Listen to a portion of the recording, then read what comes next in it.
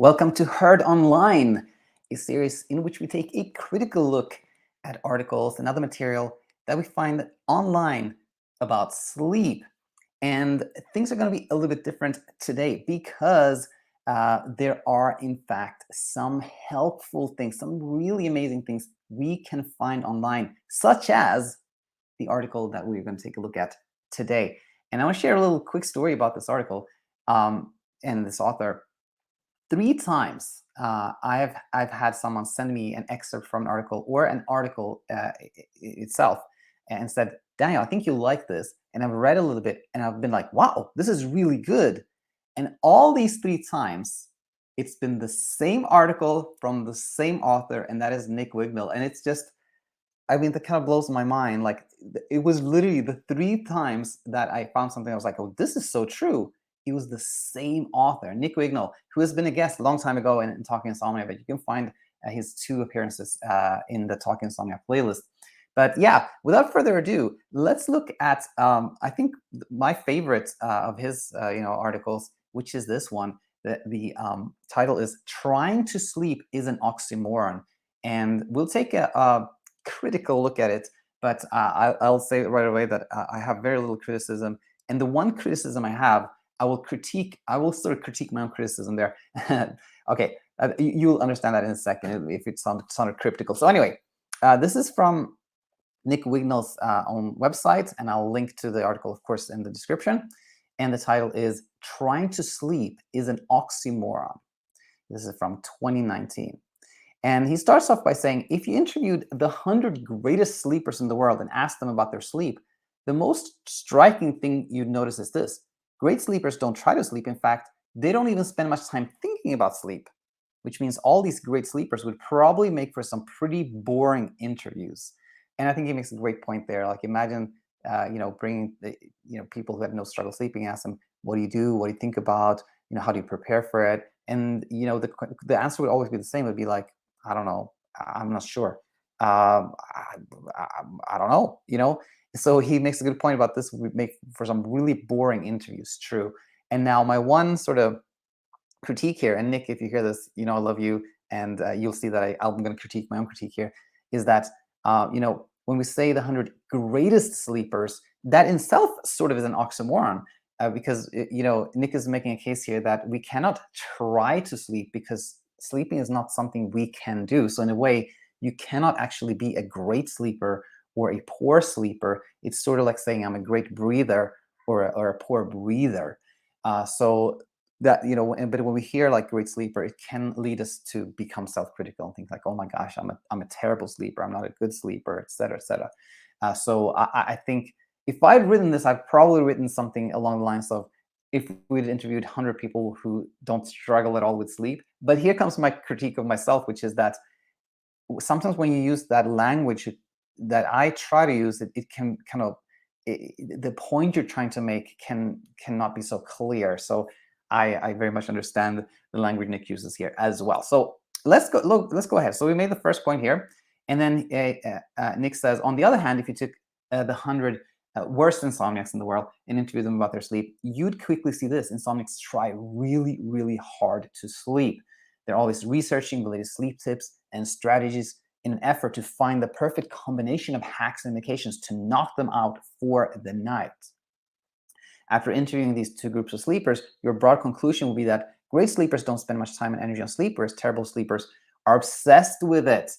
And so where this goes is to the next headline, which is the sleep effort paradox. Let's read a little bit of this as well. In much of life, effort helps us solve problems. Want to ace your college entrance exam, trying harder will help. Want to get your blogging career off the ground, trying harder will help, et cetera, et cetera. But for certain class of problems, which I've previously described in paradoxical problems, not only is effort unhelpful, it can actually be counterproductive.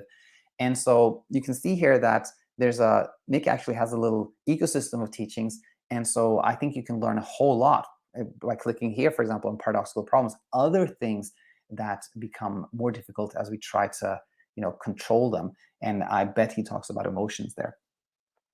Now we're going to shift gear a little bit and look at this nice graph. He says, human beings have four primary modes of activity we shift in and out of through our days.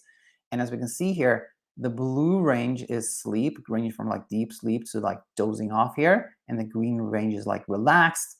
The orange one is alert, going from like driving to work to presenting at a board, and aroused goes from like cross-examining a witness trial, and then fight or flight, which is all the way here.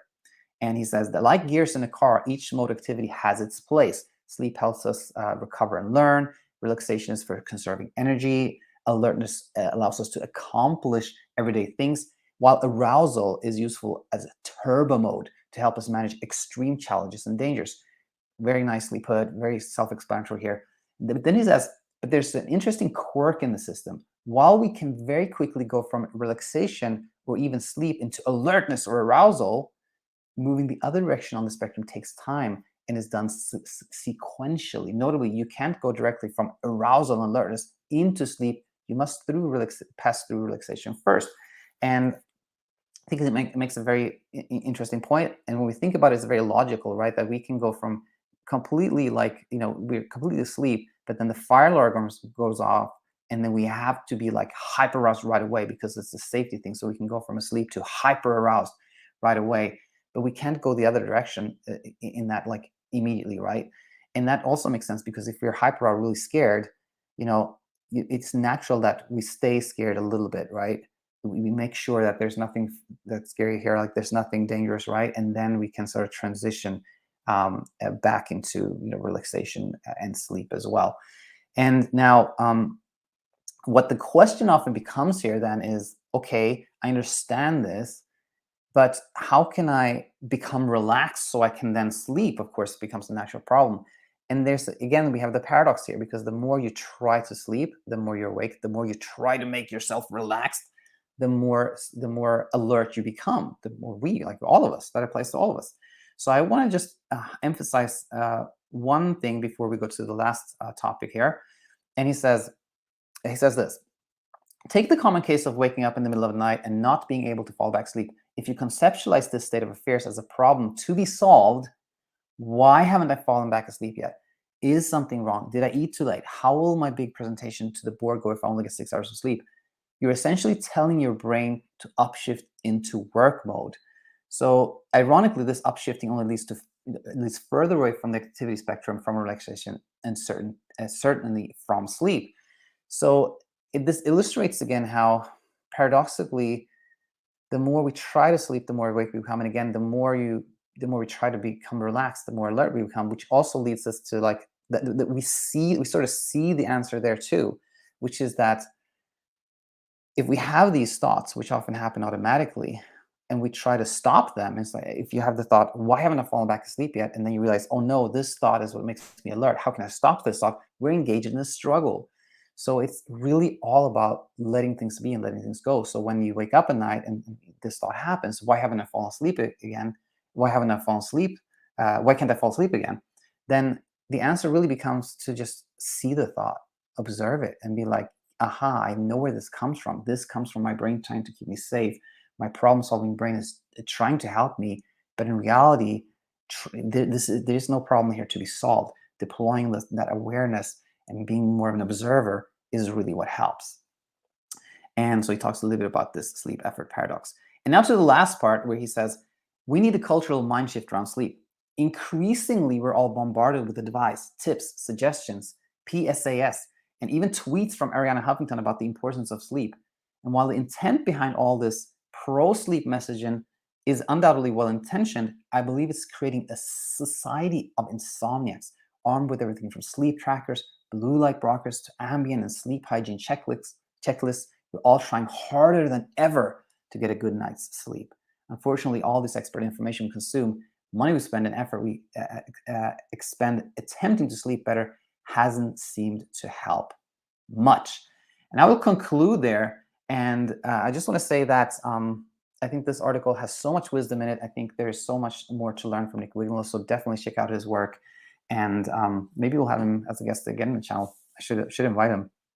And yeah, with that said, I just want to say that if you find content like this helpful, learning about sleep paradoxes and learning about sleep, then I hope that you find everything you need on your path to sleeping well forever on this channel.